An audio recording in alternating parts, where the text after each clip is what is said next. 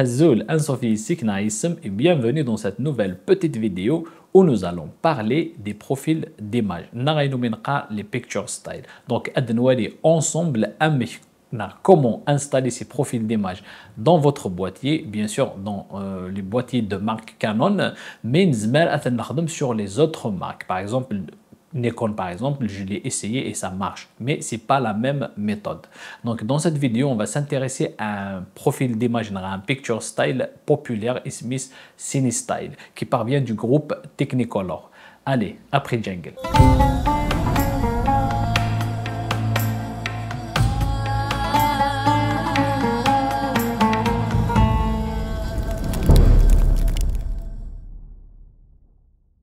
Alors, et où est-ce et là, on a trois points essentiels. Donc, amzouero, j'ajoute les profils d'image, ويسين أي غار يقدر نستخدم les profils d'image, ويستلتا أشو غادي نربح ما نستخدم les profils d'image. Donc, j'ajoute les profils d'image. ما ضرب un boîtier, أتفضل داخلي c'est des profils d'enregistrement. Donc, généralement, dans les boîtiers, le profil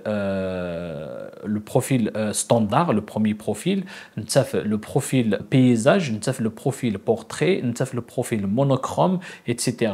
Donc, ces profils d'image, chacun a été personnalisé, bien sûr, avec des paramètres de base selon c'est-à-dire que mais là, par exemple, un paysage, on va y aller sur le mode le profil paysage et on filmer le paysage parce que le profil paysage il intègre des paramètres un peu différents que le paramètre par exemple le profil portrait. Si on se met par exemple sur un profil portrait, donc on va privilégier quelque part des paramètres qui ne sont pas appliqués dans le profil standard. Ou si par exemple, si on passe sur un profil monochrome par exemple, on va y aller carrément sur du noir et blanc. Voilà à peu près les profils les appareils, mais qui restent bien sûr des profils de base, basiques. Il n'y a pas grand chose qui change entre un profil et un autre. Mais des derniers boîtiers, les boîtiers récents et différents dans les dernières années, on intègre un nouveau profil qui s'appelle profil log. Donc le log qui est déjà rapidement des profils qui donc, votre capteur, votre boîtier est doté d'un capteur. Donc, soit c'est un capteur full frame, full frame plein capteur, soit c'est un capteur 4 tiers, 4/3. C'est des petits capteurs. Donc, les capteurs écouliens, c'est ce qu'on appelle la plage dynamique. La plage dynamique, la plage dynamique, c'est la capacité justement de ce capteur à capter les informations dans les hautes lumières et les basses lumières. Donc de plus, vous avez un capteur X a la capacité et plus d'informations des tons sombres, les basses lumières et des tons clairs, les hautes lumières. Donc de plus, vous avez donc un résultat meilleur. Et c'est justement pour cela que le profil qu'on appelle aujourd'hui le profil log. Je vous montre une photo et les basses lumières et on revient continuer la vidéo. Donc je vous montre cette photo comme vous la voyez ici. Donc c'est une photo où il y a vraiment des tons clairs à tasse et il y a des tons sombres à tasse. Donc, je l'ai prise dans une rivière. Donc, un pied de tout ce que vous voyez donc ce sont des tons clairs. C'est les hautes lumières. Tout ça, c'est les hautes lumières. Par exemple, pour bien voir, on passe des tons sombres au ton clair. Là, c'est des tons sombres, c'est les ombres. En fait, tout ce qui est ombre représente les tons sombres dans les basses lumières. Et tout ce qui est lumière intense, etc., comme ici par exemple, ça représente les hautes lumières dans les tons clairs. Donc là, par exemple, vous voyez, j'ai pris cette photo avec un profil log et vous voyez la différence, enfin, pas la différence, mais qu'il y a les basses lumières, les temps clairs et les temps sombres, ils sont très proches. La plage dynamique est très très étendue sur cette photo. C'est pour ça que j'ai presque, là, j'ai pas d'informations, mais si vous regardez bien ici, il y a encore des informations ici. Donc, j'ai beaucoup d'informations sur cette photo. Si par exemple, je grandis ici, par exemple, là, tout ce que vous voyez ici, toutes les ombres que vous voyez ici représentent les basses lumières. Et là, c'est les hautes lumières. Bien sûr que ça crame là parce que c'est vraiment intense, mais c'est pas grave, on a préservé beaucoup parce que c'est de l'eau, donc on a préservé beaucoup d'informations. Par exemple, comme ici aussi, on voit que c'est un peu cramé, mais c'est normal parce qu'il y a un décalage énorme entre les hautes lumières et les basses lumières. Voilà à peu près à quoi ressemblent les basses et les hautes lumières. Donc, une photo, c'est la photographie. Le terme photographie vient de photo, c'est tout ce qui est lumière, tout ce qui est contraste, tout ce qui est ombre. Et graphie, c'est graphisme, c'est dessiner, et ça vient du graphisme. Donc, quand on les assemble, photographie, c'est-à-dire que dessiner avec des lumières et des contrastes. Voilà à peu près l'appellation Amhitsnan. Ok, donc on continue. On note donc, dans les derniers appareils, dans les derniers boîtiers, on a vu l'apparition d'un profil, d'un nouveau profil dont on parle tous, le profil d'enregistrement log. Qu'est-ce que ça veut dire ce profil-là? Qu'est-ce que c'est ce profil log? Donc le profil log, il vient justement pour étendre la plage dynamique de votre capteur. C'est-à-dire que le capteur a son en mode, par exemple, en mode standard. Non, en mode, les modes Nistra à l'intérieur, il n'est pas capable, il ne peut pas étendre sa plage dynamique, donc il est limité, donc il y a beaucoup de contrastes, beaucoup de couleurs, mais le log, qu'est-ce qu'il fait? Il vient justement pour étendre cette plage dynamique. Qu'est-ce qu'il fait? Il compresse les hautes lumières et les basses lumières et il va essayer de les rééquilibrer à peu près. Donc, il permet la préservation, il préserve un maximum d'informations et de détails. Bien sûr que le log, c'est un peu large, c'est-à-dire que chaque modèle a son ISO natif, etc. Ça, on peut en parler dans les prochaines vidéos. Nous, on va s'intéresser au profil d'image. Bien sûr qu'un profil d'image ne remplace pas le log, mais il est une très très bonne alternative parce qu'il fait à peu près la même chose. Donc il vient, il décontraste l'image et enfin, pas il décontraste, il compresse les hautes lumières et les basses lumières, il va essayer de les rééquilibrer et il fait en sorte d'étendre la plage dynamique de votre capteur et bien sûr il décontraste l'image et il la décolore comme le log. Et à partir de ce moment-là, il va permettre le boîtier de préserver un maximum d'informations qu'on va bien sûr travailler par la suite en post-production. Parce que si on shoot, si on travaille en log, en profil d'image comme CineStyle, il faut obligatoirement passer par la post-production et c'est très important d'apprendre ça. On va le voir dans le troisième point. Donc le deuxième point, les profils d'image. Le log si on a un log intégré dans notre appareil. Même si on a un log intégré dans notre appareil, on peut toujours installer un profil d'image externe, enfin de plus, comme par exemple mon cas sur ma R5C, j'ai le log C-Log3, mais en mode photo, elle ne propose pas de log, donc j'ai installé un CineStyle, un Nostalgia, 3 profils d'image dans mon mode photo. Comme ça me permet d'élargir ma plage dynamique et prendre des photos enfin, je dirais en log ou bien en profil flat et obtenir un maximum d'informations et de détails, préserver une très très bonne qualité et une très haute qualité d'image. Donc, les profils d'image. Donc, quand on travaille en profil d'image, on permet la capacité le capteur, parce qu'il y a des boîtiers qui sont très bien. Par exemple, si je parle du 5D Mark III sur lequel on va installer le profil CineStyle, si je parle du 5D Mark IV, 5D Mark II, ce sont, moi je pense qu'ils sont des boîtiers robustes qui sont dotés des capteurs vraiment juste waouh. Le troisième point, les profils log, les profils d'image qui les picture style sur notre boîtier.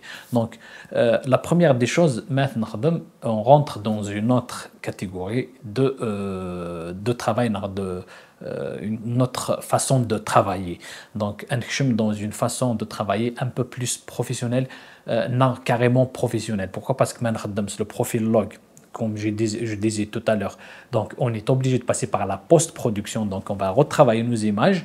Et le deuxième point, quand on travaille en profil d'image, on permet et le capteur justement de capturer un maximum d'informations artistiques. Et ensuite, c'est à nous de choisir ce qu'on va mettre dans notre image finale comme contraste, comme couleur. Donc, c'est à nous de choisir le look, etc. C'est vrai qu'au début, ça vient un peu flat, avec un brouillard qui est là, mais après la post-production, ça change carrément la donne. Et troisièmement, ça nous permet aussi de travailler nos lumières et de perfectionner et d'être vraiment un artiste créateur n'a exploré et n'a exploité nos capacités internes. Parce que parfois, on veut, par exemple, travailler notre image avec des lumières, etc.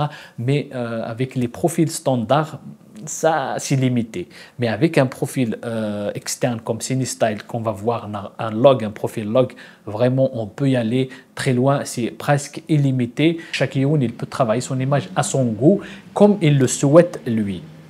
Donc voilà les 3 points essentiels à savoir sur les profils d'image, les profils log.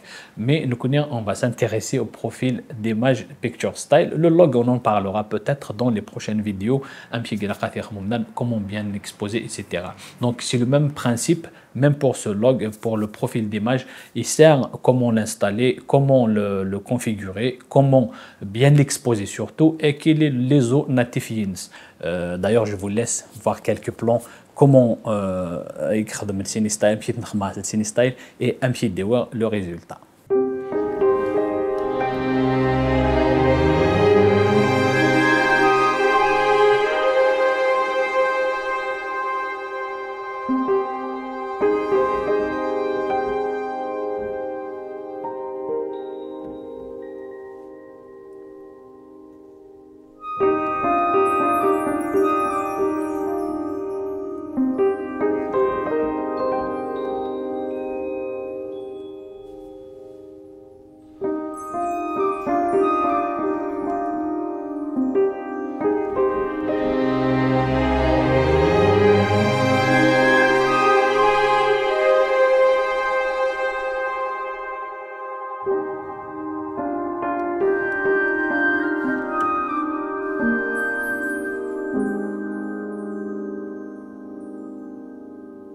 Pour l'installer, on a besoin de notre appareil, on a besoin d'un câble pour pouvoir connecter notre caméra à l'ordinateur, on a besoin d'un ordinateur, c'est primordial, on a besoin de 2 éléments essentiels dans notre ordinateur, le fichier PF2, nous c'est CineStyle, donc on va avoir dans notre fichier CineStyle .pf2, on a besoin d'un utilitaire EOS utilité de chez Canon pour pouvoir lire notre appareil et le configurer.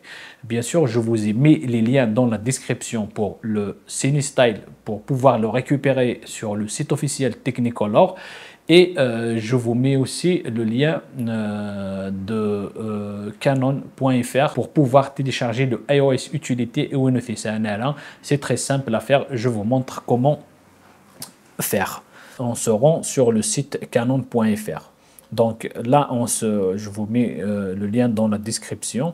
On va y aller sur la case logiciel et ensuite on va spécifier notre système d'exploitation. Moi, c'est le Windows 11, donc je mets le Windows 11. Si vous utilisez un autre système d'exploitation, vous n'avez qu'à le choisir ici et à le valider. Voilà, donc après, là, là, si on veut éditer nos photos sur digital photo, etc. Mais nous, ce qui nous intéresse, c'est iOS Utilité. Donc, on le prend.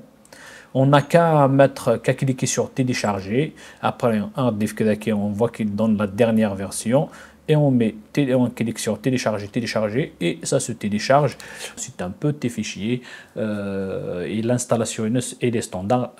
On n'a qu'à exécuter le fichier, suite, suivant, jusqu'à fin d'installation, et c'est bon. Je vous conseille de télécharger ce fichier sur le site officiel de chez Canon pour éviter tout risque. Parce que moi, j'ai été infecté une fois et je l'ai payé très cher. On a besoin dans notre boîtier. Moi, je le ferai sur mon 5D Mark III.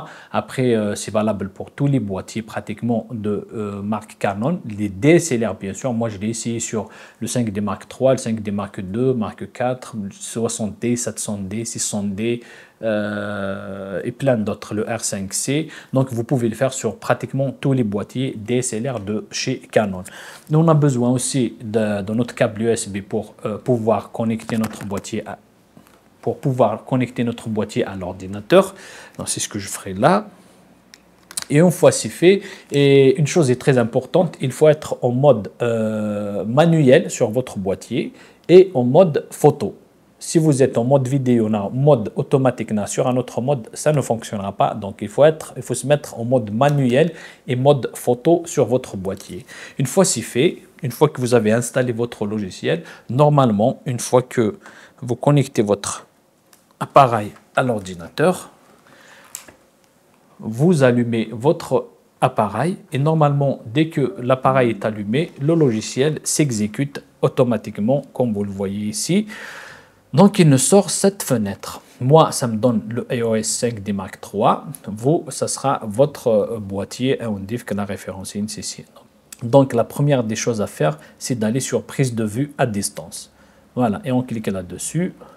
Il nous sort cette deuxième fenêtre sur laquelle, bien sûr, il y a beaucoup de... Il nous récupère toutes les informations, tous les réglages qu'on a dans notre caméra. Mais nous, ici, dans la deuxième case, enregistrer un fichier réglage utilisateur.